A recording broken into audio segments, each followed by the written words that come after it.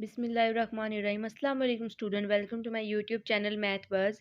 Student, हम इसमें discover math कर रहे हैं क्लास 4 का, जिसमें आज यूनिट नंबर 6 ज्योमेट्री का चैप्टर नंबर 11 करेंगे। और 11 की एक्सरसाइज 11.3 के लिए देखें, ये यहाँ पे कुछ डेफिनेशंस हैं, उनको बेटा पहले रीड आउट कर देते, फिर आपको उनको सिंपल वर्ड्स में समझा देती हूँ। सर्कल की डेफिनेशन है, a circle is a closed figure each of whose point is equal distance from a fix point inside it. आपके सामने ये सर्कल की शेप बनी हुई है और वो कह रहा है कि सर्कल के अंदर जो ये फिक्स पॉइंट है, इनका आपस में डिस्टेंस जो है वो इक्वल होता है और इस पॉइंट को सेंटर कहते हैं। ये जो इसके अंदर पॉइंट होता है ना, ये सेंटर है और इस सेंटर का नेम यहाँ पर ओ रखा हुआ है, ठीक है। इसके बाद रेडियस, रेडियस क्या होता है? The distance between the centre of the circle to any point on it is called its radius.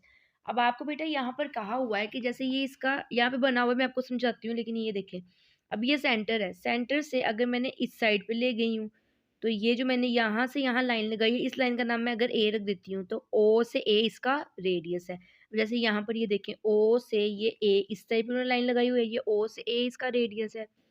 अगर सेंटर से इस तरफ लाइन लग गया तो ओ से बी इसका रेडियस है, ये ओ बी इसका रेडियस है। यहाँ पर ओ ए भी रेडियस है। और अगर इस नीचे को लाइन लगाई हुई है ओ डी, तो ये भी बेटा इसका रेडियस है। और अगर ओ से सी लगाई हुई है तो ये भी इसका रेडियस है, ठीक है। इस साइड को भी लगा सकते हैं, इस साइड को भी, जिस साइड को भी, लेकिन बस सेंटर से जिस तरफ मर्जी जा रही हो वो उसका रेडियस होता है। इसके बाद कॉर्ड है, आ लाइन सेगमेंट, ऐसी line segment that joins two point on a centre is called a chord. अब जैसे ये देखें, ये आपके पास सर्कल है, मैंने एक ये पॉइंट लगा दिया और मैंने एक ये पॉइंट लगा दिया। जब मैं इस पॉइंट को इस पॉइंट से मिला दूंगी तो इसको कहते हैं कॉर्ड, ठीक है। अगर यहाँ पर एक लाइन पॉइंट बना दिया और अब इसको इससे मिला दें, ठीक है। अब अगर मैंने यहाँ पर एक पॉइंट लगा दिया और यहाँ पर एक पॉइंट लगा दिया, इसको इससे मिला दें, तो ये होता है इसका कोड। अब जैसे यहाँ पर ये देखें, ये ई से एफ की तरफ कोड जा रहा है, सी से डी की तरफ कोड जा रहा है। लेकिन अगर यहाँ पर ये देखें, आ code which passes through the centre of the circle, ऐसी कोड जो अगर आपने एक पॉइंट ये लिया है और एक पॉइंट ये, जब आप इसको मिला रहे हैं तो ये वाली जो कोड है ये सेंटर से होकर गुजर रही है। जब ये सेंटर से होकर गुजर रही हो तो बेटा फिर इसका नाम कोड नहीं होता, फिर इसको डायामीटर कहते हैं, ठीक है। ये देखें, यहाँ पर डायामीटर की ये डेफिनेशन है, आ code which passes through the centre, जो सेंटर में से गुजरे उसको डायामीटर कहते हैं। और यहाँ पे डायमीटर का फार्मूला भी लिखा हुआ है, 2 मल्टीप्लाई बाय रेडियस। इसके बाद सर्कमफ्रेंस, सर्कमफ्रेंस क्या होता है? A length of the boundary of the circle is called the circumference. ये जो आपके सामने सर्कल बना हुआ है, ये इसकी जो बाउंड्री है, यहाँ से लेकर ये इसकी ये सारी बाउंड्री यहाँ तक, इसको इसका सर्कमफ्रेंस कहते हैं। यहाँ से लेकर यहाँ तक बाउंड्री कर लें, यहाँ से लेकर यहाँ तक जितनी भी इसकी बाउंड्री होगी उस सारे को उसका सर्कमफ्रेंस कहते हैं। अब बेटा इसकी एक्सरसाइज स्टार्ट करते हैं। एक्सरसाइज 11.3 है, क्वेश्चन नंबर 1 में आपसे पूछा हुआ है, ये आपके सामने बेटा इसकी ये, अच्छा एक चीज़ थी जो पीछे डेफिनेशन में कहीं नहीं लिखी हुई थी, लेकिन वो मैं आपको यहाँ समझा देती हूँ। अगर आपके पास लाइंस, ये इस लाइन को आर्म बोलते हैं, यहाँ पे मैं लिख देती हूँ आर्म, ये इसको भी आर्म बोलते हैं, इसको भी आर्म बोलते हैं। जैसे अब ये शेप है, ये भी आर्म है और ये भी आर्म है। अगर आर्म्स जो है वो किसी एक सेंटर को आपस में मिला रही हूँ, जैसे ये देखे ना, ये वाली जो ये एक पॉइंट है, इस पॉइंट से ये आर्म जा रही है और इस पॉइंट से ये आर्म जा रही है। बेटा ये देखिए, जैसे अब यहाँ पर अगर मैंने ये एक आर्म बनाई हो ऐसे, ये एक आर्म बनाई हो, तो इन आर्म्स का आपस में कोई लेना देना नहीं है। इसको आर्म भी नहीं बोलते, इसको फिर बोलते हैं रे, ठीक है। लेकिन यहाँ पर अगर ये दोनों किसी एक सेंटर से, किसी एक पॉइंट से मिल रही हो तो इसको बोलते हैं वर्टेक्स, ठीक है। ये अपनी बात याद रखनी, क्योंकि हमने क्वेश्चंस में इनको यूज करना है। अब आपसे कहा हुआ है कि नेम ऑफ द एंगल, अब ये जो एंगल है इस एंगल को क्या कहते हैं? क्योंकि ये बेटा एंगल जो है ये 90 से छोटा कोई नंबर है, क्योंकि 90 से जब छोटा होता है ना तभी ये वी शेप बनाता है, तो इसका नाम है acute angle. Name of the angle क्या है? Acute angle. इसके बाद है name the arm of the angle. अब यहाँ पर उन्होंने इनको आर्म्स को नेम भी दिया हुआ है। तो पहली आर्म का क्या नाम है? क्योंकि ये वर्टेक्स से शुरू हो रही है तो इसका नाम है क्यू पी, तो यहाँ पर आ गया क्यू। और ये P, ये एक हो गया। जब आपने ऐसे लगाना है ना तो बेटा इसके ऊपर यूं करके इस तरह एरो भी ऐसे बना देना है। फिर दूसरा Q से R की तरफ है तो दूसरे आर्म का नाम हो गया QR। ये इसका आंसर हो गया, ठीक है। नेक्स्ट में आपसे पूछा हुआ है name of the vertex. Vertex मैंने आपको क्या बताया, ये जो सेंटर होता है ना जो दोनों आर्म्स को जोड़ता है, तो इसका नेम क्या है, Q। तो यहाँ पर आप लिखते होंगे Q। इसका बेटा नेक्स्ट क्वेश्चन देखें। अब ये आपके पास ये वाली शेप है, नेम द वर्टेक्स। वर्टेक्स, अब आपके पास ये इसका वर्टेक्स है ये M, तो इसका नेम है M, तो यहाँ पे मैंने M लिख दिया, ठीक है। अब यहाँ पर नेक्स्ट वाले में name the point in the interior of the angle. अच्छा बेटा किसी भी इंटीरियर, यहाँ पर एक वर्ड आपने याद रखना है, इंटीरियर ऑफ द एंगल और exterior of the angle. Interior of the angle क्या होता है, अब यहाँ पर इसकी एग्जांपल देखें। अगर अब ये आपके पास एक शेप है, शेप के अंदर आप अगर आपने पॉइंट्स लिखे हुए हैं, इसका पॉइंट का नाम S है, इस पॉइंट का नाम E है, एक पॉइंट का नाम F है, तो ये जो इसके अंदर पॉइंट है इसको बोलते हैं इंटीरियर ऑफ द एंगल्स। और अगर इसके बाहर मैंने कोई पॉइंट बना दिए P G H L, तो ये जो इसके बाहर वाले पॉइंट्स होते हैं ना बेटा, ये इसके होते हैं, जो बाहर वाले पॉइंट्स होते हैं ना बेटा वो इसके इंटीरियर होते हैं। अब यहाँ पर ये देखें, point of the name of the point in the interior, interior में जो इसके अंदर शेप के अंदर ये वाले हैं तो पॉइंट P है और इसका नाम S है। और ये यहाँ पर सिर्फ आपने P और S ही लिखना है, ठीक है। इसके बाद है name of the point exterior. अब ये शेप के बाहर वाली साइड पर एक पॉइंट Q है और एक पॉइंट आपका A है, ठीक है। अच्छा बेटा इसका L का और N का और M का इनसे कोई लेना देना नहीं, क्योंकि ये जो है M इसका वर्टेक्स है, L जो है ये इसकी इस आर्म का नेम है और N जो है वो इसकी इस आर्म का नेम है, तो इनको आपने मिक्सअप नहीं करना, ठीक है। क्वेश्चन नंबर 3 में आपके सामने सर्कल बना हुआ है और सर्कल के अकॉर्डिंग आपसे चीज़ें पूछी हुई हैं। सबसे पहले पूछा हुआ है सेंटर। सेंटर क्या है इसका, ये है इसका सेंटर और सेंटर का नेम है O। यहाँ पर आपने बेटा इसका O लिख देना है।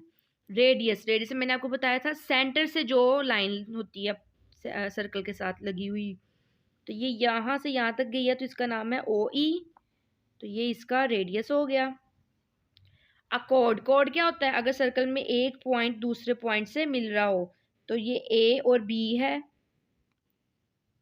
और अगर डायमीटर क्या होता है, और अगर कॉर्ड ही जो है ना आपस में इस तरह मिल रही हो लेकिन वो सेंटर से गुजरती हो तो उसको कहते हैं उसका डायमीटर, तो वो है CD। अब ये इसका नीचे वाले क्वेश्चन में भी यही क्वेश्चन पूछे हुए हैं। रेड, इसका सर्कल पहले आपसे पूछा है, सॉरी सेंटर, सेंटर ये है, इसका सेंटर का नेम है O, तो यहाँ पर इसका नेम है O। रेडियस क्या है, अच्छा रेडियस अब ये देखें, आपका ये O यहाँ से लेकर यहाँ तक गई है, ठीक है, तो ये आपका रेडियस है OS। इसके बाद कोड आपसे पूछी हुई है, तो कोड एक पॉइंट P है, यहाँ से शुरू हुआ और यहाँ R तक इसको मैच किया, तो इसको कहते हैं P एंड R। तो बेटा ये यहाँ पर डायामीटर, डायामीटर अब क्या है, ऐसी कोड जो सेंटर से गुजरे, P एंड Q, तो इसका नाम है PQ, ठीक है। अब यहाँ पर इसका क्वेश्चन नंबर 4 देखें, draw the circles of the given radius. आपको रेडियस ये दी हुई है और आपने इसके अकॉर्डिंग सर्कल ड्रॉ करने हैं। अब सर्कल ड्रॉ करने के लिए बेटा आपको प्रकार की ज़रूरत है और स्केल की। अब बेटा आपको ये प्रकार की और ये आपको स्केल की ज़रूरत है। अब आपने क्या करना है, सबसे पहले आपको जो क्वेश्चन दिया हुआ है 5 सेंटीमीटर, आपने इस तरह यहाँ पे पेंसिल रखनी है, क्योंकि मैंने इसको वीडियो के लिए ड्रॉ करना है तो फिर आपको पेंसिल के साथ शायद नज़र ना आए। सबसे पहले आपने अपनी इस प्रकार को वैसे कंपस बोलते हैं, ठीक है, आपने ये बात भी याद रखनी है, और स्केल को रूलर कहते होते हैं। अब आपने क्या करना है, और जब भी स्केल से ओपन करते हैं ना तो ज़ीरो से स्टार्ट करते हैं, ठीक है, ज़ीरो से लेकर आपने 5 तक इसको ओपन कर लेना है। अच्छा मैं इसको ना यूं 5 से रख के ऐसे ओपन करती होती हूँ और ऐसे बिल्कुल एक्यूरेट ना ओपन हो जाता है। ये देखिए ज़रा, ये देखिए आपको नज़र आ रहा है ना, उधर से 5 पर और उधर से 0 पर। तो ये जब आपने इसको इतनी जितना भी आपको दिया हुआ हो उतना आपने इसको ओपन कर लेना है बेटा। फिर ओपन करने के बाद आपने यहाँ पर सिंपल यूं रख के इसका सर्कल ड्रॉ कर देना है।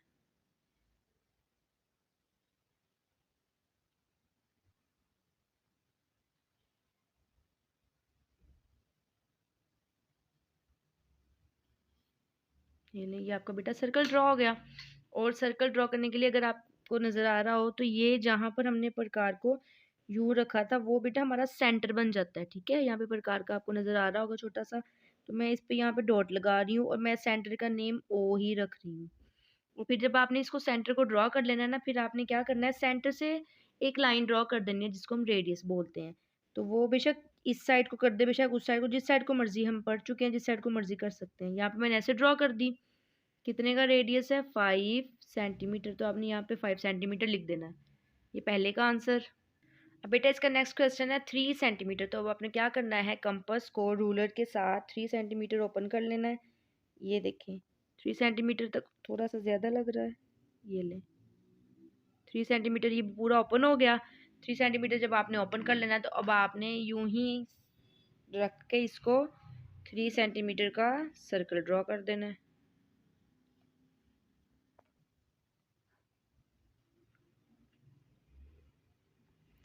अब ये जहाँ जिससे ड्रॉ हुआ, ये जो इसका सेंटर है, सेंटर को इसका नाम ओ रख दें।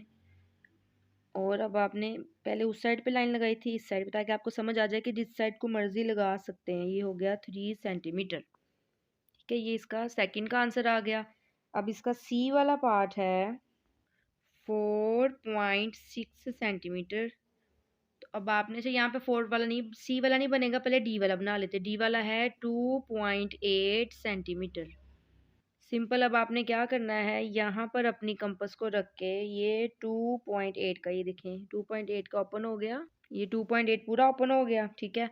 अब आपने ये यहाँ पर 2.8 का इसका सर्कल ड्रॉ कर देना है। जो मर्जी बेटा रेडियस दी हुई हो, सर्कल आपने ऐसे ही ड्रॉ करने हैं, ठीक है। जब सर्कल ड्रॉ हो जाए तो सेंटर को नॉमिनेट करके ओ और एक लाइन लगाकर वहाँ पर जितना भी रेडियस का बनाया वो वहाँ लिख देना है 2.8 सेंटीमीटर। ये सी वाला था, ठीक है, और डी वाला था ये वाला। अभी सी वाला 4.6 का रहता है। 4.6 का बेटा आपने इसी तरह कंपास से अपनी 4.6 की ओपन करके और इसको ड्रॉ कर लेना है। इसके साथ ही बेटा आपकी एक्सरसाइज 11.3 यहाँ पर कंप्लीट हो गई। उम्मीद करती हूँ कि आपको क्वेश्चन की अच्छे से समझ आएगी। आप वीडियो को बेटा पूरा देखा करें ताकि आपको सवालों की अच्छे से समझ आए। बाकी अगर अभी आपने मेरे चैनल को सब्सक्राइब नहीं किया तो वो भी कर दें, अपने दोस्तों के साथ भी शेयर करें। अल्लाह आपका हामी और नासिर, अपना बहुत सा ख्याल रखिएगा। अल्लाह हाफिज़।